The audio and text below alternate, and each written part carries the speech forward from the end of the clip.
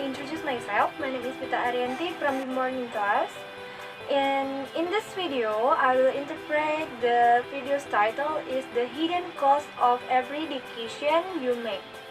Okay, let's check the videos. Two roads diverged in a wood, and I took the one less traveled by. And that has made all the difference. Oh, I love Robert Frost. Is that his anthology of poetry? Nope, an economics book. Economics? Oh, we're talking about opportunity costs, aren't we? Why? Have you got something better to do? Ada seorang laki-laki yang sedang membaca buku, lalu berkata, "Dua jalan bercabang di hutan, dan aku mengambil jalan yang jarang dilalui." Dan itu membuat semua perbedaan. Si perempuan yang ada di sampingnya pun menjawab, "Oh, aku suka Robert Frost. Apakah itu antologi puisinya?" Laki-laki tersebut merespon, "Tidak, ini adalah sebuah buku ekonomi." "Ekonomi?" kata si perempuan. "Oh, kita sedang membicarakan biaya peluang, bukan?" Laki-laki itu pun menjawab, "Mengapa? Apakah Anda punya sesuatu yang lebih baik untuk dilakukan?" Vic is a food server at an upscale restaurant. He gets a call from his friend, Ben, who has an extra ticket to the My Chemical Romance reunion tour. Though Ben paid $60 for the ticket, he's willing to sell it to Vic for $40. Since it's his second favorite band, Vic would happily pay twice that. So he gets someone to cover his shift and they split an Uber to the concert. Unfortunately, Vic ends up missing almost half the show waiting in the beer line, where he spends another $20. And the seats aren't even that great. As he cranes his neck to see the stage, Vic can't help but calculate how much this mediocre night cost him. Perempuan itu bercerita, Vic mendapat telepon dari temannya, Ben, yang memiliki tiket tambahan untuk tur reuni My Chemical Romance. Ben membeli tiket seharga $60, namun dia bersedia menjual kepada Vic seharga $40 dikarenakan itu adalah band favorit mereka berdua. Bahkan Vic rela jika harus membayar 2 kali lipatnya. Jadi, Vic mendapat seseorang untuk menggantikan shiftnya dan mereka juga berbagi uang perjalanan ke konser. Sayangnya, Vic kehilangan hampir setengah dari konsernya karena dia menunggu antrian minuman bir, di mana dia menghabiskan $20 untuk membelinya. Dan jarak dia menonton bahkan tidak terlalu bagus. Saat dia menjulurkan lehernya untuk melihat ke arah panggung, Vic kecewa dan mau tidak mau, dia menghitung berapa biaya malam yang biasa-biasa saja ini. Before you bother doing the math, you might notice there's something missing. The work shift Vic gave up to go to the concert. Since he typically makes about $150 in wages and tips on a Friday night, he would actually be $220 richer if he had skipped the concert and gone to work instead. This is an example of what economists call opportunity cost, which is typically defined as the benefit that is missed or given up by choosing one alternative over another. And it doesn't just apply to money. If you decide to eat at a Chinese restaurant instead of a Mexican one, you might enjoy the Kung Pao chicken, but it's at the cost of not enjoying a plate of enchiladas. Life is full of such forks in the road. You and your wallet can't be in two places at one time, so we're constantly faced with decisions about where to put our time and money. The concept of opportunity cost encourages you to look far down both paths and compare all the ramifications of each option. This may seem like common sense to you, but you'd be surprised how often it's overlooked when making financial decisions. Laki-laki tersebut berkata, sebelum Anda repot-repot menghitung, Anda mungkin menyadari ada sesuatu yang hilang, yaitu pengganti shift kerja Vic untuk pergi ke konser.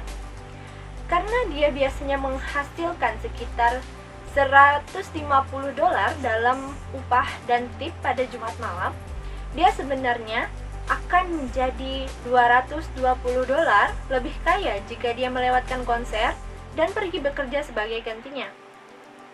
Perempuan tersebut berkata, ini adalah contoh dari apa yang oleh para ekonom disebut biaya peluang, yang biasanya didefinisikan sebagai manfaat yang terlewatkan atau dilepaskan dengan memilih salah satu alternatif di antara yang lain. Dan itu tidak hanya berlaku untuk uang. Jika Anda memutuskan untuk makan di restoran Cina daripada restoran Meksiko, Anda mungkin akan menikmati ayam Kung Pao. Tetapi, ini seharga biaya tidak menikmati sepiring enchilada. Laki-laki tersebut berkata, hidup ini penuh dengan persimpangan seperti di jalan. Anda dan dompet Anda tidak dapat berada di dua tempat dalam satu waktu yang sama. Jadi, kami terus-menerus dihadapkan pada keputusan tentang di mana harus menempatkan waktu dan uang kami. Konsep biaya peluang mendorong Anda untuk mengambil jauh di kedua jalur dan membandingkan semua konsekuensi dari setiap opsi. Ini mungkin tampak seperti akal sehat, tetapi Anda akan terkejut betapa seringnya hal ini diabaikan saat membuat keputusan. For example, Angela is deciding whether or not to take out loans to go to college. She does some research and finds that the median yearly income gap between high school and college graduates is around $17,500. Even if her loan payments are $7,000 a year, well above average, she'd still be way ahead. She decides to take out the loans. While cleaning out his parents' cellar, Ted finds an old bottle of wine, and his parents let him keep it for his trouble.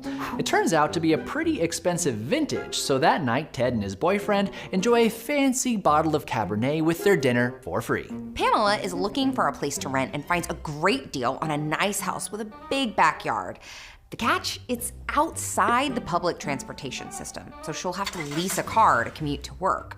But she calculates that even including car payments, gas, and insurance, she'll still pay less than if she lived downtown. In each of these cases, the decision makers have failed to properly weigh the opportunity costs of their choices. If Angela goes to college, she may make more money down the road, but she will miss out on 4 years of salary and job experience that she would have gotten with a full-time job. That cab may seem free to Ted, but it's actually costing him $100 not to sell it. And Pamela has overlooked the amount of time she'll spend in the car, which she could otherwise use to relax, pursue hobbies, or make more money. To be clear, that doesn't mean their decisions were necessarily wrong, just that they didn't have a full picture of what they were giving up. Perempuan itu pun mencontohkan, misalnya, kasus pertama, Angela memutuskan apakah akan pergi kuliah atau tidak.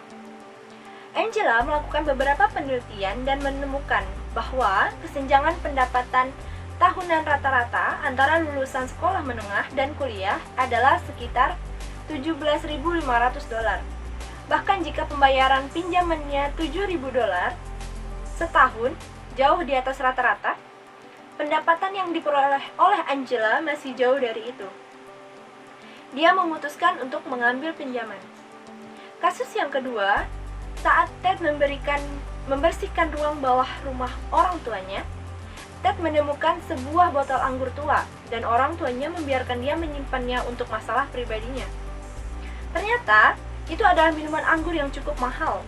Jadi, malam itu, Ted dan pacarnya menikmati sebotol karbonet merah dengan makan malam secara gratis. Kasus yang ketiga, Pamela sedang mencari tempat untuk disewa dan menemukan banyak rumah bagus dengan halaman belakang yang luas. Dari hasil pencarian, ditemukan bahwa rumah itu di luar sistem transportasi umum. Jadi, dia harus menyewa mobil untuk pergi bekerja. Tapi dia menghitung bahwa bahkan termasuk pembayaran mobil, bensin, dan asuransi, dia masih akan membayar lebih sedikit daripada tinggal di pusat kota. Laki-laki tersebut berkata, dalam setiap kasus ini, para pembuat keputusan telah gagal menimbang dengan tepat biaya peluang dari pilihan mereka. Jika Angela kuliah, dia mungkin menghasilkan lebih banyak uang di kemudian hari. Tetapi dia akan kehilangan 4 tahun gaji dan juga pengalaman kerja yang akan membuatnya mendapatkan pekerjaan penuh waktu.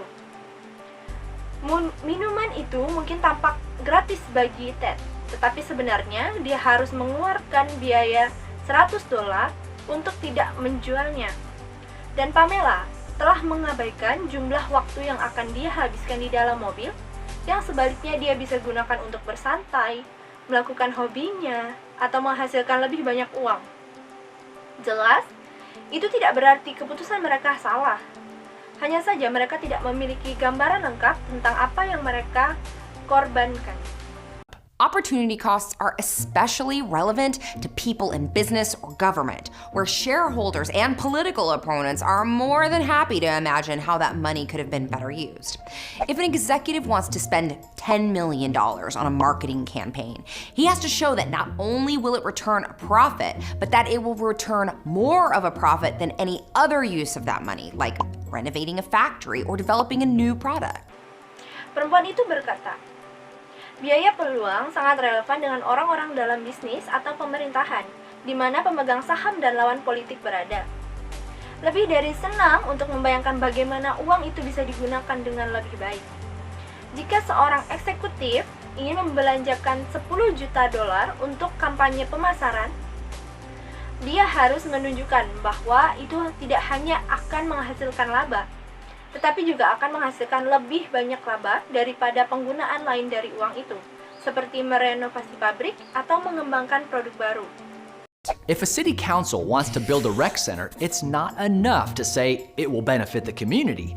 It has to create a larger benefit than if the money were used for any other purpose, like education or housing. Opportunity costs are also a key concept behind specialization, which means focusing on a smaller scope of production to increase efficiency.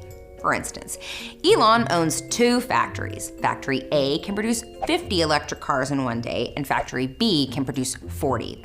But if they switch production over to his new Cybertruck, both factories have the same daily output, 20. This means that every Cybertruck Factory A makes comes at an opportunity cost of 2.5 electric cars not made. Elon decides to have Factory B produce all his Cybertrucks because the opportunity cost is lower. Jika Dewan Kota ingin membangun rec center, tidak cukup mengatakan itu hanya bermanfaat bagi masyarakat. Itu harus menciptakan manfaat yang lebih besar daripada jika uang itu untuk tujuan lain, seperti pendidikan atau perumahan, kata laki-laki tersebut. Perempuan itu pun menambahkan, biaya peluang juga merupakan konsep kunci di balik spesialisasi, yang berarti berfokus pada lingkup produksi yang lebih kecil untuk meningkatkan efisiensi. Misalnya, Elon memiliki 2 pabrik. Pabrik A dapat memproduksi 50 mobil listrik dalam 1 hari, dan pabrik B dapat memproduksi 40. Tetapi jika mereka mengalihkan produksinya ke Cybertruck barunya, kedua pabrik tersebut memiliki output harian yang sama, yaitu 20. Ini berarti bahwa setiap Cybertruck Factory A membuat biaya peluang 2,5 mobil listrik yang tidak dibuat. Elon memutuskan agar pabrik B memproduksi semua Cybertruck miliknya karena biaya peluangnya lebih rendah. Even if you're not an auto executive or a city council member, taking a moment to weigh opportunity costs before a decision will make you a more competent CFO of your own life. It's also a good reminder that money is fungible. Every dollar you spend in one place could theoretically be spent anywhere else. But it's important to remember that opportunity costs refer to all benefits, not just financial ones. The experience of college life, the comfort of a spacious house, and the emotional satisfaction of treating yourself are hard to put on a balance sheet, but the benefits are no less real. Laki-laki tersebut berkata, bahkan jika Anda bukan eksekutif otomotif atau anggota Dewan Kota, meluangkan waktu sejenak untuk mempertimbangkan biaya peluang sebelum membuat keputusan akan membuat Anda menjadi CFO yang lebih kompeten dalam hidup Anda sendiri. Ini juga merupakan pengingat yang baik bahwa uang dapat dipertukarkan. Setiap dolar yang Anda belanjakan di satu tempat secara teoritis dihabiskan di tempat lain. Perempuan itu berkata, tapi penting untuk diingat bahwa biaya peluang mengacu pada semua manfaat, bukan hanya keuntungan finansial. Pengalaman kehidupan kampus, kenyamanan rumah yang luas, dan keputusan emosional dalam merawat diri sendiri sulit untuk diperhitungkan, tetapi manfaatnya tidak kalah nyata. Even Vic had no way of knowing that night would be a bust. If he had skipped the show and worked his shift instead, he might have ended up kicking himself over the opportunity cost of missing what he imagined to be the greatest concert of all time. You can see how thinking too much about opportunity costs can send you down a rabbit hole of infinite possibilities and regrets. You can go crazy trying to weigh every conceivable pro and con of every conceivable decision. It's good to remember that big life decisions are often more like like forks in the road than a vast, infinite ocean. You're usually only deciding between a manageable number of options, and it's always best to face forward, not second guess where you've been. And that's our 2 cents. Bahkan, Vic tidak tahu bahwa malam itu akan kacau jika dia melewatkan pertunjukan dan bekerja sebagai gantinya. Dia mungkin akan kesal dengan dirinya sendiri karena telah melewatkan apa yang telah dia bayangkan sebagai konser terbesar sepanjang masa, kata laki-laki tersebut. Perempuan itu juga menambahkan, Anda dapat melihat bagaimana terlalu banyak memikirkan biaya peluang dapat membuat Anda jatuh ke lubang kelinci dengan kemungkinan dan penyesalan yang tak terbatas. Anda bisa menjadi gila karena mencoba menimbang setiap pro dan kontra dari setiap keputusan yang mungkin Anda buat. Laki-laki tersebut berkata, ada baiknya untuk mengingat bahwa keputusan besar dalam hidup seringkali lebih seperti persimpangan jalan daripada lautan yang luas dan tak terbatas. Anda biasanya hanya memutuskan antara sejumlah opsi yang dapat dikelola, dan yang terbaik adalah selalu menghadap ke depan, bukan menebak-nebak di mana Anda berada. Baiklah, terima kasih sudah menonton. Apabila ada salah-salah kata, mohon dimaafkan. Wassalamualaikum warahmatullahi wabarakatuh.